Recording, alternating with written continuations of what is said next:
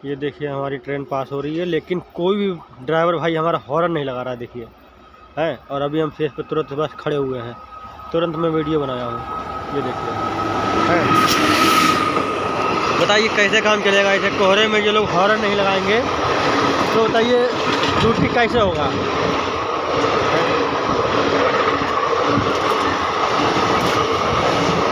कम से कम मौसम को देखते हुए तो जो लोग हॉर्न लगाएं मेरे ड्राइवर भाइयों,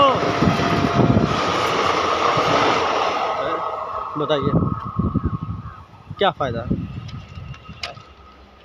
अब ये लोग बताइए हॉर्न नहीं लगाते हैं, हम लोग अचानक में हटना पड़ता है, हड़बड़ाहट में हटना पड़ता है, कितना गलत है। कम से कम हॉर्न तो लगाएं। और जैसे कितने मेरे ड्राइवर भाई ऐसे हैं जो हॉर्न नहीं लगाते हैं, लंबा हॉर्न लगाएंगे जाके पार तब लगाएंगे जाके। अरे आदमी आपको दिख रहा है कि नहीं दिख रहा है, लेकिन कोहरा है, कम से कम हॉर्न लगाते हुए चलिए, इसमें क्या दिक्कत है?